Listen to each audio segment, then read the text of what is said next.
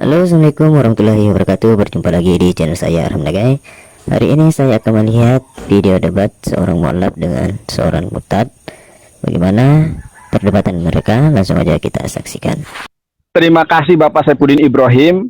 Dan saya yakin hati kecil Bapak meyakini bahwa dinul Islam itu adalah kebenaran, al-haq. Al-Islamu ya'lu wa la yu'la alaih. Islam itu adalah tinggi, tidak ada yang lebih tinggi daripada Islam. Ya, dan waqul ja'al haqqu wa jahaqal batil innal batila kana jahuqa. Saya meyakini betul dari presentasi Bapak pertama kali, dari kemunculan Bapak saya sudah ya stay on begitu ya. Dan kali ini kita akan membahas Bapak Saifuddin Ibrahim, dan mudah-mudahan Allahu yahdik, mudah-mudahan Bapak Saifuddin Ibrahim di akhir penghidupannya mendapatkan hidayah Allah kembali. Ya, Bapak Saifuddin Ibrahim. Bapak Saifuddin Ibrahim, kalau kita melihat di dalam Injil Matius 21 ayat ke-42, ini jelas nubuatan Nabi Muhammad SAW. Ya, oh gambar saya jadi kecil ini. Ya, ini adalah nubuatan Nabi Muhammad SAW. Tadi Bapak menjabarkan, tolong gambarnya jangan diperkecil ya, supaya wajah Bapak Saifuddin Ibrahim terlihat oleh saya. Ya, tolong host diperhatikan. Ya, di dalam Matius 21 ayat ke-42 tentang batu yang dibuang oleh tukang-tukang bangunan telah menjadi batu penjuru. Itu suatu keajaiban di perbuatan Tuhan yang menjadi suatu keajaiban di mata kita. Ini adalah representasi dari Nabi Ismail, karena Ismail itu adalah turunan budak yang tidak diakui, begitu kan?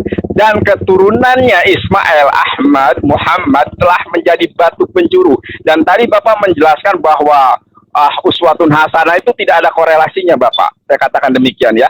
Kalau kita melihat di dalam hadis sahih, ya, Bapak bisa berbahasa Ibrani? Saya jawab. Bahasa monyet. Saya bisa bahasa monyet Tuh dengan... kan, kata-katanya kasar lagi. Nggak usah ngomong pakai bahasa apa-apa. Bapak, teknologi yang telah dilakukan oleh Yahudi telah membuka seluruh kebohongan, seluruh kepandaian, seluruh kecanggihan teknologi ini. Gak usah Bapak, ngomong ngajak-ngajak Bapak Saifuddin Ibrahim. Dengarin, Okay. saya punya bahasa Arab. Oke, terima kasih. Terima kasih, akan tetapi Waraqah bin Naufal sudah menerjemahkan Alkitab ke dalam bahasa Arab. Nah, ini salah satu contohnya. Saya paham betul. Kamu ya, sengaja untuk menjatuhkan saya kan? Enggak, bukan Bapak, bukan. Ya, terus, berarti Bapak mengikuti keinginan daging. Bukankah di dalam 5 Galatia 5 tuh. Jangan menghakimi orang. Lah. Makanya saya bilang jangankan bahasa Ibrani, bahasa monyet saja saya tahu dengan Google. Gitu. Bapak baca Galatia 5 ya. Bapak kok tidak kooperatif sih? Saya akan lebih mudah dari Bapak. Kamu ini menguji, jangan bertanya ataupun menekan lawan debat kita dengan menguji gitu. Bukan Bapak, sayang. Ngomong aja bagaimana. Oke. Saya kooperatif. Jangankan Bapak ya, Dr. Muriwali, Dr. Perbum Peritatis tidak mengerti bahasa Ibrani. Padahal bahasa Ibrani ini merupakan bahasa asli dari Perjanjian Lama. Sedangkan bahasa asli dari bahasa Ibrani. Waraqah bin Naufal yang menikahkan Muhammad dengan Khadijah, dia menerjemahkan Alkitab dalam bahasa Arab. Nah, ini saya sudah pegang salah satu bagian dari yang diterjemahkan oleh Waraqah bin Naufal. Saya lebih senang dalam bahasa Arab daripada bahasa Ibrani maupun bahasa Yunani. Nah, sekarang apa bedanya? Apa susahnya? Oke, Bapak, kita langsung ke pembahasan Bapak ya. Jadi itu lebih bagus. Gitu aja. Jadi Bapak, jadi sebetulnya bahasa Yunani atau tidak. Itu menghina namanya. Iya, Bapak Saifuddin Ibrahim yang saya hormati, yang saya kasihi. Saya ini pelaku firman, bukan hanya pendengar firman. Saya itu bukan Kristen Natal yang ke gereja pas Natalan doang. Saya bukan seperti itu. Saya lebih Kristen daripada orang Kristen. Oke ya Bapak Saifuddin Ibrahim. Saya itu mengerti betul gambar diri dan hati Bapak, kasih sukacita, damai sejahtera, kemudian murah, bersabar, dan yang terakhir buah roh itu adalah roh yang ke-9, penguasaan diri. Harusnya Bapak lebih memberikan contoh yang baik dong, Pak. Faliyakul khairon aw liyasmut, berkata yang baik, benar atau diam. Nah, oke Bapak ya. Sekarang Kenapa? langsung gitu, nggak usah Oke, Bapak. diembel-embelin dengan inilah pelaku firman lah. Nggak usah muji diri gitu. Kiranya Bapak suatu saat menjadi pribadi baru, manusia baru di dalam iman dan Islam. Haleluya. Amin. Haleluya. Ya, haleluya itu kan. Haleluya, Bapak tahu nggak bahasa apa? Bahasa Ibrani, artinya itu alhamdulillah, pujilah Tuhan. Jadi tidak masalah saya mengatakan haleluya. Oke. Nah, oke Bapak yang terhormat, Bapak yang saya kasihi. Nah, kalau kita melihat batu penjuru di dalam Injil Matius itu, saya sampaikan terlebih dahulu ya agar nanti paham. Injil itu kan ada Injil 4 ya, Injil Matius, Markus, Lukas, dan Yohanes. 3 Injil sinoptik, 1 Injil non sinoptik, yaitu Injil Yohanes. Injil yang tertua itu Injil Matius adalah Injil bahasa aslinya, itu dulunya bahasa Ibrani. Akan tetapi, nah, ada pembahasan, nggak usah banyak cincong, terlalu banyak ngomong kami itu gitu loh. Oke, Pak Saifuddin Ibrahim. Nah, kalau kita melihat, kalau kita melihat Pak Saifuddin Ibrahim, ya, di dalam Matius 21 ayat ke-42 tentang batu penjuru, batu di dalam bahasa Ibrani adalah eben, ya, itu batu. Kalau batu penjuru, beda loh ya, eben batu. Kalau batu penjuru itu adalah apa? Labinah, finah. Kalau dalam bahasa Ibrani pinah. Kalau di dalam di dalam sebuah hadis bahasa Arab itu labinah, begitu. Di dalam sebuah hadis yang sahih, Bapak, di situ dinyatakan ya, ketika Nabi Muhammad SAW memperumpamakan dirinya, aku dengan nabi-nabi sebelumku itu seperti seseorang yang membangun rumah yang sangat elok, rumah yang sangat indah. Kemudian orang mengitari rumah tersebut seraya mengatakan, alangkah indah sekali rumah ini, alangkah indah sekali rumah ini, akan tetapi ada lubang yang kosong. Andaikan lubang yang kosong itu diisi oleh batu penjuru, maka sungguh sangat luar biasa sekali. Kata Rasulullah SAW, wa anna labinah wa anna hotamun nabiyyin. Aku itulah batu penjuru dan akulah penutup para nabi. Nah, kalau kita Pak Saifuddin Ibrahim mengeksplorasi lebih jauh tentang Alkitab, di dalam original teks bahasa Ibrani, di dalam bahasa Yunani, maka Masya Allah Nabi Muhammad SAW real saya dapati. Oleh karenanya saya semenjak kecil, semenjak otak saya itu tidak terpengaruh oleh ajaran-ajaran yang lain, saya menemukan kebenaran Islam itu justru dari Alkitab. Ya, saya kecil itu mendekat hidup dan penghidupan saya dengan Alkitab. Jadi, nah, batu penjuru itu Nabi Muhammad gitu. Tadi sebagaimana yang saya paparkan. Nah, oke.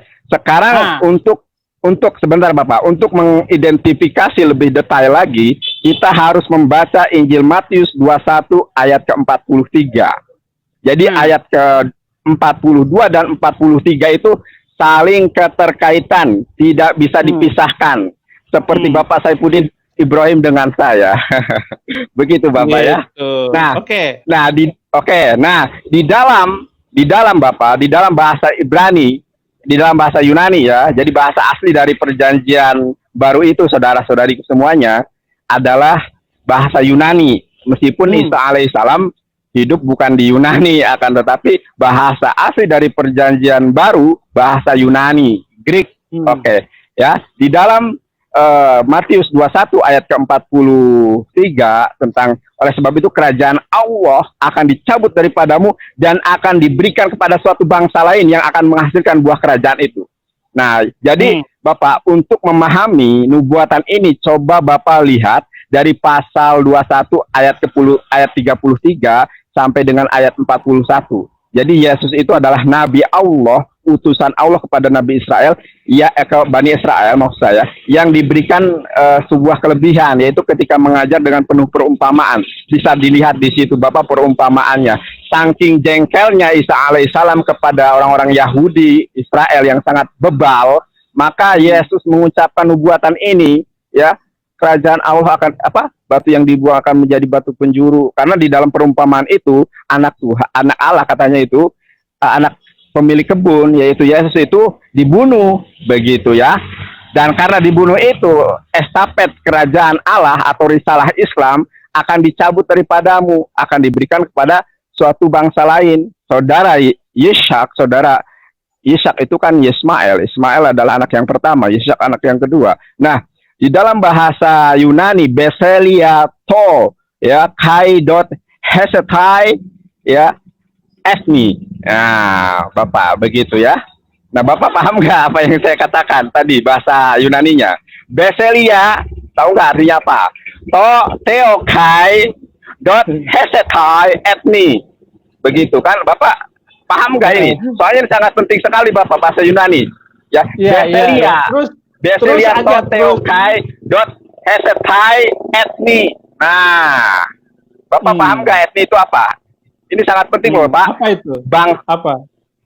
Ya, makanya saya tanya Bapak. Bapak kan gembala sidang. Iya, terusin saya aja. Anggap saya ini orang yang nggak tahu sama sekali gitu loh. Kalau Karena Bapak saya kan punya berhadapan dengan Ustadz Nandar gitu. Yonatan Nandar, Bapak nama saya jangan dipanggil Nandarnya doang dong. Yonatan Nandar. Ya udahlah, Nandar aja lah. Ya, Bapak di Jakarta ya. Di YouTube itu Nandar S3 dari Vatikan kan? Bukan di Vatikan. Fitnah kan Bapak tuh kan. Banyak ngaku-ngaku gitu. Ayam itu banyak ngaku-ngaku. Bapak saya itu tidak sekolah di Vatikan. Oke, kembali ya Bapak. Oke. Apa yang dimaksud dengan Bapak? Apa yang dimaksud dengan etni di dalam Matius 21 ayat ke-43 tersebut, Bapak? Tolong jelaskan, dan Anda mohon kepada pribadi Tuhan yaitu Roh Kudus. Roh Kudus itu kan Anda percaya sebagai penolong, pemberi sukacita, pelepasan dan lain sebagainya. Sekarang saya minta kepada Roh Kudus untuk mengkandaskan saya di dalam perdiskusian kali ini. Ya. Kalau memang Roh Kudus itu adalah Roh Tuhan yang Anda anggap bisa memberikan penolongan, tolong Bapak Ibrahim agar bisa menjawab pertanyaan saya ini. Etni itu bahasa Yunani. Dalam bahasa Indonesia apa? Nah, saya mau jelaskan inti dari persoalan Anda adalah tentang batu penjuru itu adalah Nabi Muhammad. Loh, tadi sudah saya dengar pemaparan Bapak dari awal sampai akhir. Yang saya sekarang inginkan, Bapak Saifuddin Ibrahim yang saya hormati, karena di dalam Islam itu kan kita harus menghormati orang yang lebih tua daripada kita. Jangan dulu, dengerin dulu. Tadi kamu sudah banyak ngomong. Dengerin saya dulu. Ya, Bapak, dia orang ini. Ya, silakan Bapak. Kamu sudah saya izinkan masuk loh, Nandar. Terima kasih dengerin Bapak. Memuliakan sekarang. Ya, baik Bapak, Bapak Gembala. Dari tentang batu penjuru itu hanya ada di dalam istilah Alkitab. Al-Quran dan Al-Hadis tidak memakai kata batu penjuru untuk teladan, untuk contoh, untuk idol, untuk idola kita. Bukan itu. Tetapi batu penjuru hanya dipakai oleh Alkitab dan di dalam bahasa Ibrani. Gitu. Nah, Hajarul Zawiyah, yaitu batu penjuru. Nah, batu penjuru itu tidak diarahkan kemana-mana. Efesus 2 ayat 20. Halo, tolong moderator tampilkan Efesus 2 ayat 20. Efesus 2 ayat 20.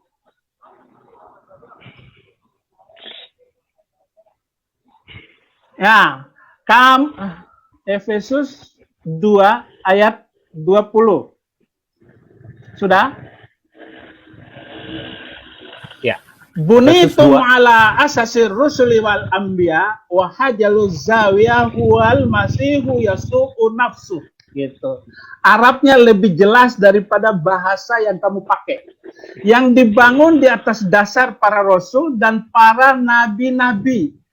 Dengan Kristus Yesus sebagai batu penjuru. Di dalam bahasa Arabnya, huwal masihu yasu'u nafsu. Yesus Kristus dirinya itulah batu penjuru. Jadi jangan dibawa ke tempat lain. Di Efesus 2 ayat 20, batu penjuru itu Yesus, bukan yang lain, Saudara Kunandar. Saudara Yonatan Nandar. Biar puas Oke, Bapak. saya sebut nama Anda. Mengikuti keinginan daging. Galatia 5 ayat 19, Bapak mengikuti keinginan daging. Kemudian kisah Rasul 4 ayat 11. Bahwa Yesus itulah batu penjuru. Ya. Yesus itulah batu penjuru. Kisah Rasul 4 ayat 11. 4 ayat 11 demikian. Hadza huwa al-hadarul ladzi rafadatumu ayyuhal bannaun fasara ru'saz zawiyah. Fasara ru'saz zawiyah. Ru'saz zawiyah, saya pakai Alkitab berbahasa Arab. Di mana Alkitab berbahasa Arab itu pertama kali yang menerjemahkan dalam bahasa Arab adalah Waraqah bin Naufal, yaitu pamannya Khadijah. Itu sebabnya saya pakai bahasa Arab, karena lebih bagus bahasanya. Saya senang dengan bahasa Arab karena bahasa yang luar biasa adalah bahasa Arab. Saya tidak memakai bahasa-bahasa itu, gitu. Nah, demikian. Yesus adalah batu yang dibuang oleh tukang-tukang bangunan, yaitu kamu sendiri. Namun ia telah menjadi batu penjuru. Nah, dengar itu baik-baik, Nandar, gitu. Ayat 12-nya, la hulosa illa biyasu. Tidak ada keselamatan tanpa Yesus. Jadi keselamatan hanya dalam Yesus. Dan tidak dalam terjemahan Indonesia kurang bagus. Dan tidak ada keselamatan di dalam siapapun lainnya, karena tidak ada nama lain di bawah langit diberikan di antara manusia yang oleh nama itu kita dapat diselamatkan. Ini terjemahan yang tidak bagus, tapi bahasa Arab adalah bahasa yang luar biasa. La hulosa illa biyasu. Fama min asmin akhor tahtas sama. Wahaballahu linnasi nukaddiru bihi nahluso. Ini bahasa yang luar biasa, Nandar. Jadi jangan saya dipaksa untuk mengikuti bahasa Yunani maupun bahasa Ibrani. Nah, bahasa Arab adalah bahasa terbaik di muka bumi untuk menjelaskan isi hati. Maka terjemahan Alkitab di dalam bahasa Arab itu lebih saya sukai daripada bahasa Indonesia sendiri. Jadi kalau saya kesulitan untuk mengerti bahasa Indonesia, Alkitab bahasa Indonesia, saya lari kepada Alkitab bahasa Arab. Saya lari ke sini untuk mengungkapkan makna terdalam dari Alkitab. Jadi kalau kamu mengatakan bahwa batu penjuru itu adalah Nabi Muhammad, kamu telah salah melangkah. Kamu masuk Islam, itu kamu terkutuk oleh Al-Quran sendiri. Al-Ma'idah 47, wal yahkum ahlal injil bima anzalallahu fi wa man lam yahkum bima anzalallah fa ulaika humul fasiqun. Hendaklah pengikut Injil memutuskan perkara berdasarkan Injil. Barang siapa yang tidak memutuskan perkara berdasarkan Injil, maka mereka adalah orang-orang fasik. Jadi orang Kristen yang masuk Islam terkutuk oleh Al-Quran sendiri. Itu kamu akan tahu bagaimana kutukan Tuhan Allah Subhanahu wa Ta'ala atas orang Kristen yang masuk Islam. Quran yang ngomong, bukan saya. Udah, saya ya, Pak. Oke, jangan kamu mengajak saya balik lagi. Salah kamu. Oke, sekarang tidak masalah, Pak. Apa? Ya, terima kasih udah, Bapak. Apa dengan batu penjuru itu? Kamu sudah salah, sudah masuk dalam perangkapmu sendiri. Oke, saya ucapkan terima kasih atas kejujuran Bapak Gembala Sidang. Kiranya Tuhan melawat dan menjamah pribadinya. Karena pada malam ini Bapak Gembala Sidang tidak dibimbing oleh Roh Kudus yang dianggap sebagai pribadi yang dapat menolong. Akan tetapi pribadi Roh Kudus tidak mampu mengkandaskan saya di dalam perdiskusian kita malam ini. Justru Roh Kudus yang Anda maksud itu adalah Ahmad sebenarnya. Ya, Bapak Saifuddin Ibrahim, saya ucapkan saya mengapresiasi Bapak yang setinggi-tingginya. Karena tadi Bapak mengatakan tidak ada bahasa yang lebih bagus, lebih baik daripada bahasa Arab. Ya. Sebagaimana firman Tuhan di dalam surat Al-Baqarah ayat ke-23, wa in kuntum fi raibin mimma nazzalna ala abdina fa'tu bi suratin min misli wa suhada'akum min dunillahi in kuntum shadiqin. Seandainya kalian ragu terhadap Al-Qur'an yang aku turunkan kepada hambaku Muhammad, buatlah 3 ayat saja semisal Al-Qur'an. Minta tolong kepada Beelzebul, minta tolong kepada Lucifer, saling bahu-membahulah kalian untuk membuat 3 ayat. 3 ayat itu paling pendek di dalam surat Al-Quran. Sampai detik ini tidak ada yang sanggup membuat semisal Al-Quran. Oleh karenanya dengan jujur Bapak tadi mengatakan hanya bahasa Arablah bahasa terbaik di muka bumi ini. Ya, dengan kejujuran ini Bapak tolong merenung. Bapak, iya, bahasa Arab. Jangan mengalihkan masalah batu penjuru dengan Al-Quran. Jangan. Nah, Bapak tadi mengatakan bahwa bahasa Arab bahwa batu penjuru itu adalah Muhammad. Saya bilang batu penjuru itu bukan Muhammad, Yesus Kristus. Kenapa kamu lari ke masalah lain? Lah, begini, Bapak tadi mengatakan kan bahasa Arab adalah bahasa terbaik di dunia ini, di muka bumi ini. Inilah kenapa batu penjuru yaitu Nabi Muhammad SAW datang dari Arab agar menjaga autentisitas kitab suci, Bapak. Itu yang tidak bisa dinafikan. Lah, tadi Bapak mengatakan sendiri bahwa bahasa terbaik di muka bumi ini, bahasa yang mudah dipahami dan lain sebagainya adalah bahasa Arab. Oleh karenanya, Yeshua Mashiach menubuatkan Ahmad sang Periklitos, Los Periklitos Dinomisu. Periklitos atau Paraklitos sepadan dengan Ahmad. Di dalam Injil Yohanes pasal 14 ayat ke-16, Yesus mengatakan Los Periklitos Dinomisu. Aku meminta kepada Bapak Ahmad. Nah, oke. Yonatan Nandar dengerin dulu. Bapak Saifuddin Ibrahim tidak pernah menubuatkan Nabi Muhammad di dalam Injil. Dan batu penjuru itu bukan untuk Nabi Muhammad. Saya sudah jelaskan di dalam Kisah Rasul 4 ayat 11 dan 12, Efesus 2 ayat 20. Kenapa kamu ngomongnya ngelantur kemana-mana? Bapak Saifuddin Ibrahim, tolong dong kooperatif. Bapak dari bukan tadi kooperatif. Kamu itu keluar dari jalur. Pertama kita membahas batu penjuru itu, kata kamu Nabi Muhammad. Saya sudah jelaskan bahwa di beberapa banyak ayat yang dimaksud batu penjuru itu Yesus Kristus. Kenapa kok kamu lari mengambil omongan saya bahwa bahasa Arab terbaik di muka bumi? Memang saya katakan itu. Kenapa kamu ngomong ngawur begitu loh? Bapak Saifuddin Ibrahim, jaga attitude-nya. Ini dilihat oleh seluruh dunia, mewakili representasi dari Bapak sendiri. Melihat siapa yang ngelantur, apakah Nandar, apakah saya. Lah, saya dari hanya awal ingin pembicaraan, batu penjuru itu bukan Nabi Muhammad, tetapi Yesus Kristus. Berdasarkan ayatnya ini. Oke, saya mengomentari Efesus saja deh. Bapak kan ahlul Quran, Bapak kan ahlul hadis, ya. Syarat hadis sahih itu apa saja sih, Pak? Oh, lain cerita. Kamu menguji saya lagi, sama dengan bukan menguji, bisa bahasa Yunani atau enggak gitu. Nah, ini saudara-saudari sekalian, Bapak Saifuddin Ibrahim ternyata bukan ahlul hadis, bukan ahlul Quran. Terbukti saudara. Bapak. Terserah kamu mau mengatakan monyet, terserah. Saya tidak akan terganggu, Nandar, gitu loh. Bapak, saya mengatakan Efesus aja deh. Efesus itu Bapak adalah perkataan tulisannya siapa Bapak? Bapak harus objektif. Surat dari Paulus kepada jemaat di Efesus. Paulus yang lebih dekat zamannya dengan Yesus, dan Paulus itu sendiri telah mendapat perintah dari Yesus untuk menjadi rasulnya, utusannya. Bapak, di dalam ya kisah KSP, kisah para rasul, kesaksian Paulus itu berkontradiksi.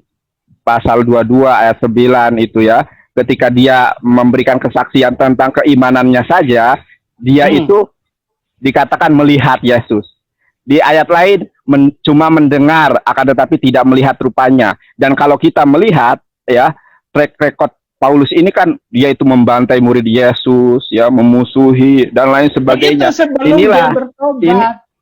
Sebelum bertobat, Paulus itu jahat, pembunuh, penista. Tetapi setelah bertobat, Paulus tidak pernah membunuh, tidak pernah menghina, tidak pernah membunuh, tidak pernah berperang, tidak pernah bawa pedang. Bapak, ya, bawa pedang. Kata Yesus, aku nanti nggak melebar kemana-mana ya. Ini aja, ya. Paulus itu kalau di dalam hadis syarat hadis sahih itu kan harus sikoh. Mungkin sekarang Bapak udah paham sikoh itu apa, Bapak? Harus jadi tidak ada syak, tidak ada. Saya nggak tahu itu. Nah, Masya Allah. Saya sikoh. Tuh kan, ya. Kalau di dalam hadis, Bapak, kalau saya mensejajarkan Alkitab dengan Al-Hadis saja itu, aduh, tidak lebih dari hadis doib begitu kan. Apalagi kalau kita melihat karakter Paulus yang ucapannya itu plin-plan. Di ayat lain mengatakan aku mendengar Yesus tapi tidak melihat Yesus. Di ayat lain lagi malah sebaliknya, aku melihat Yesus tapi tidak mendengar suaranya. Berkontradiksi. Kalau di dalam hadis orang pembohong macam ini udah dibuang hadisnya, mardud, tertolak. Bisa jadi hadis maudhu. Makanya di dalam hadis itu, nah Bapak, ya udah, tadi kan sebenarnya sekarang kamu sadari dirimu, orang Kristen masuk Islam terkutuk oleh Al-Quran sendiri. Gitu aja, enak. Terkutuk bagaimana? Jadi, kamu lebih bagus dari Paulus daripada Yonatan Nandar kalau begitu dong. Al-Quran yang ngomong. Kalau terkutuk bagaimana, Bapak? Ya justru Bapak, kalau ada yang begitu, gitu. Misalnya kamu menguji saya, apa ngerti kata sikoh, ngerti nggak bahasa ini, bahasa itu. Ungkapkan apa yang kamu maksud. Udah selesai. Jangan seolah-olah menutup diri apa yang saya katakan bahwa batu penjuru bukan Muhammad. Terus sekarang kamu lari kemana-mana, lari ke Paulus, lari ke sana kemari. Kita kembali ke pertanyaan saya. Beseli atau Theokai, ya, dot hesetai etni. Etni itu bahasa Yunani. Kalau di dalam bahasa Ibraninya apa, Bapak? Coba. Ya. Kerajaan Allah akan dicabut daripadamu dan akan diberikan kepada etni. Etni itu bangsa padanan lain. Kata di dalam bahasa, ya etnos. Padanan kata, etnos, ya. Padanan kata di dalam bahasa Ibraninya apa etnos, Bapak? Sekarang kan Bapak sudah tahu bangsa lain itu etnos. Kalau di dalam bahasa Ibrani, bahasa Arabnya sya'bun. Saya nggak bertanya bahasa Arab. Yang saya tanya adalah menjawab dalam bahasa Ibrani. Oke, saya jawab. Saya jawab ya. Padanan. Oke, Bapak gitu. Saya jawab. Bapak saya jawab ya. Etni atau etnos itu adalah bangsa lain.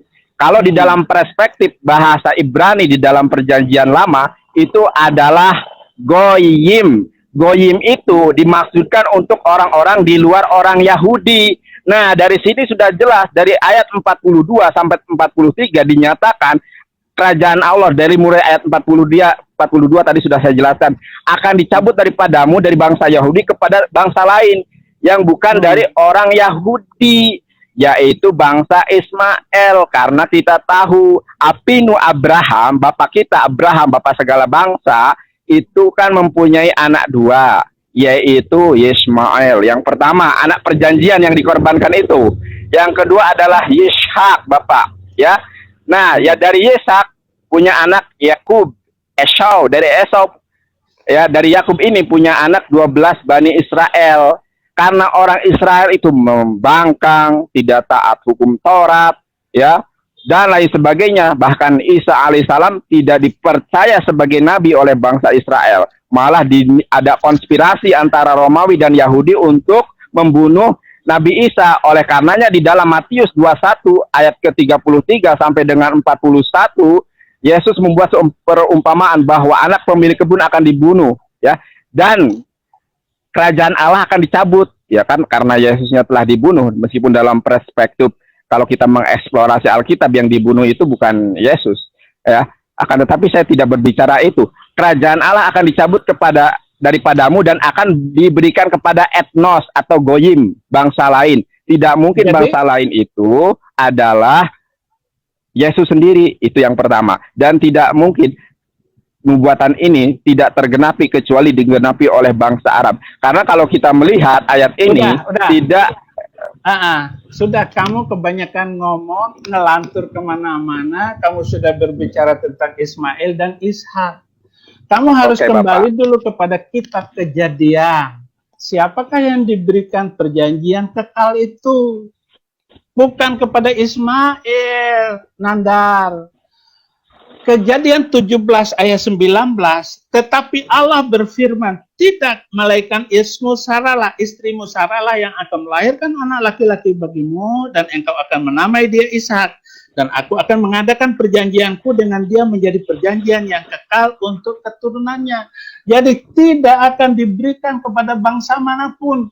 Walaupun Yesus mengatakan seperti itu, tetapi kerajaan Allah itu akan diterima siapa saja yang menerima Yesus Kristus sebagai Tuhan dan Juru Selamat.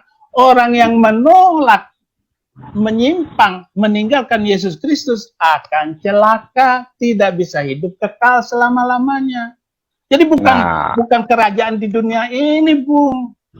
Nandar. Pantas Bapak, di saja situ kamu tuh murtad, pantas aja kamu mu'alaf, gitu. Karena kamu nggak bisa membaca baik Alkitab. Ngaku pelaku firman, tetapi kamu meninggalkan Yesus. Apa artinya, saudara Nandar? Bapak, masa batu penjuru dibilang? Oke, Bapak. Bapak, terima kasih, Bapak. Saya rasa begini. Halo, Bapak. Itulah tadi video perdebatan seorang mu'alaf dengan seorang murtad. Semoga kalian menyukainya. Jangan lupa like dan subscribe. Assalamualaikum warahmatullahi wabarakatuh.